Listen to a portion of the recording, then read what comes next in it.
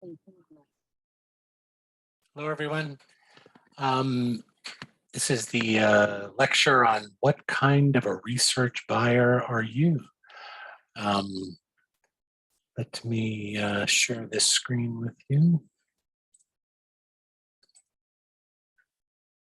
You should be able to see that. Okay. Starting off the way we're starting off all of these, sort of what you're going to walk away with from this certificate. I know you've been through this a few times, so I don't know that we need to go through it again. But in this course, again, just a level set, evaluating the range of methodologies for the advertising and marketing journey, an understanding of qual versus quant methods, differentiating between different types of behavioral data, designing appropriate success metrics, and developing a high-level research plan. And specifically in this module, again, if you're watching them in order, this is the third of 4, but in this module, module 2, you're going to walk away with this with the ability to differentiate primary from secondary research, identify the benefits and drawbacks of attitudinal versus behavioral data, develop hypotheses for your research, examine the trade-offs between fast and inexpensive versus science-based research, and also manage your vendors with greater advantage to your organization. So when we talk about what kind of research buyer are you, I just want to talk about where I first sort of heard about this idea. This came from Chris Kumar, who is currently the president at Kumar Insights, but for a number of years was a client of mine. And I always thought he was great and had great insights into the relationship between research buyers and suppliers and sellers. So this little section is really about the relationship between those two. And the way Chris talks about it is there are, and I think this is right in my experience, there are 4 major types of buyers who are buying research or data or analytic services. And those are what he calls the partnership seekers, the visionary thinkers, the sporadic users, and the commodity buyers. And which type you are has implications for how those suppliers are going to engage with you. So let's take a look at these. Partnership seekers. These are our clients or marketers who are buying research services, and they very much rely on their research suppliers and partners for guidance in research design, methodology design, and execution and analysis. These people give their preferred partner a lot of their business. They don't shop based on price. And as a function of that, vendors give them the best talent on their staff, right? The research partner will tend to bend over backwards to keep this client happy. Not only is it a client that gives them repeat business and is less worried about price and more concerned with quality and innovation and being a partner, the benefit to the buyer is you get attention and the best talent at the research vendor. Similarly, visionary thinkers. These are people who are looking for new cutting edge techniques and they're willing to pay a premium for it. They do a lot of really interesting and exciting work, which excites the people on the research side of the business, the vendor side.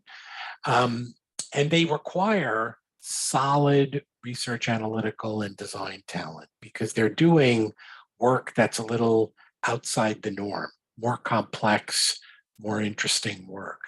And they also tend to get sort of the A team from the research vendors because they are interesting clients to work for. And again, they're willing to pay a premium for that high quality and interesting work. Sporadic users are ones who use one vendor and then don't come back for another year or 2 and then come back with another proposal for a project or request for proposal. They have a large roster of vendors they use, and they sort of spread the wealth among those. But because there's no guarantee of steady business from these types of clients, the vendor tends to not put their best talent on it. They sort of get the B team, right? Because at every vendor, you've got really good people and you've got average people. I think every vendor experiences that. So they tend to get less than the best talent at the vendor because they're not as critical to the business of the vendor. And then the last case is the commodity buyer. These are the ones that it's all about price, price, price. They haggle over price with the vendor. They treat research like a commodity. And I had a client like this years ago when I was on the vendor side, and the biggest struggle I had was justifying to my organization how I was going to put top talent on it, and to even get top talent to want to work on this business, because everything was just about price, price, price, nickel and diming all the time. So unfortunately, when you're the commodity buyer, you actually end up hurting yourself because you end up with the least qualified talent at the vendor to work on the project. So, just to think about, stop and think about, if you're on the marketing side, the research buying side, how do you treat your vendors, and which one of those comes closest to describing you? And should you have a rethink about how you do that, right? Because smart research buyers know that research partners, vendors, suppliers, they're in business as well, right? And clients to them, to the vendors and suppliers, their clients who are big and profitable will always get a lot of attention and the best talent at the research partner. I won't name the company, but when I was on the vendor side, there was a very big CPG company who spent a lot of money with our company, a lot. And when they did their annual review of the vendor, which included things like, service and quality of research and quality of analysis, et cetera, one of the criteria was what was the vendor's profit margin on their business. And they weren't asking this question because they wanted to see if you were charging or making an excessive amount of profit. They wanted to make sure you were making a minimum profit on their business. Why? Because they were really smart, and they knew if they were your biggest client and your most profitable client, that they're going to get a lot of attention and the best talent moving forward. Very smart. Smart research buyers also know that mistakes happen in the research process. It's not whether or not they happen, it's how the research partner owns up to them and fixes them that really matters. Smart research buyers also know that market research is a relationship business, and it's a two-way street, right? The same things that a buyer would expect from a vendor, the vendor can expect from the buyer. And like most things in life, you get what you pay for. I can tell you a true story, and I hope none of my old bosses are watching this, but I blinded out the name. So I was working at a custom research company back in the late 90s. And on December 24th, Christmas Eve, I got an email from a client with a 91-page request for proposal. This was a large entertainment client, one that I would have loved to have worked with. And it was a very complex and very detailed research project. And when I first saw it, I was real excited. I was like, this is great. This is exactly what I'm looking for from a client like this. I would love to do this kind of work with them. And then I thought back, I had responded to 2 prior RFPs to them. I didn't win either. And even though I asked, I got no feedback from them as to why we had not won those projects. Troubling with this one, again, I got this on December 24th. The proposal was due on December 26th, 2 days for a 91-page RFP. And of course, it meant that my team and I would be working around the clock through the Christmas holiday. And my first thought was, gee, what kind of client would treat a supplier that way? And my second thought was, if this is how they treat their suppliers before they're a partner with you, I can't imagine what they're going to be like when they're an actual client. So I deleted the email. And I didn't mention it to anyone at my company. And then I wished my team a happy holidays, and we left for the day. True story. Vendors are in business too.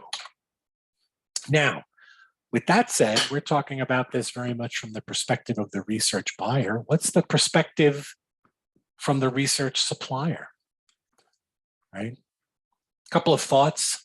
This comes from a nice piece from Quarks. Don't be greedy. If you take on work, make sure you're staffed to successfully handle it. I know this sounds obvious, but hire smart in how you get people. Make sure that they're the type of people that are going to delight your client. I had a mentor who always used to say, your job is to surprise and delight. That's your job. And that's what you want the reaction from your client to be. You want to train, constantly learning and onboarding of new talent and different types of talent. Certainly your companies see this as value, or you wouldn't be part of the certificate program. Know your strengths as a supplier or a vendor. It's tempting to be a jack of all trades, but quite honestly, few buyers will believe it. It's very difficult to accomplish, and it's very difficult to stand out from the crowd when you say you do everything and do everything well. I know this is obvious, but customer first. Oh, here it is, right? Your job is to surprise and delight your client. Be consistent. It's about quality and value every single time you work with a client. Every time you don't deliver that, it's a little chit on your reputation. So you always want to deliver high quality and value, and you want to take responsibility. Stay true to your company's values and beliefs, and provide what you say you're going to provide. So just a quick little overview on sort of the relationship between research buyers and suppliers. And in your synchronous session, we're going to have a guest speaker who's going to come in and talk a little bit more about that from the research buyer side of the business. Okay, any questions, you can post them on the course site and or bring them up at the synchronous session.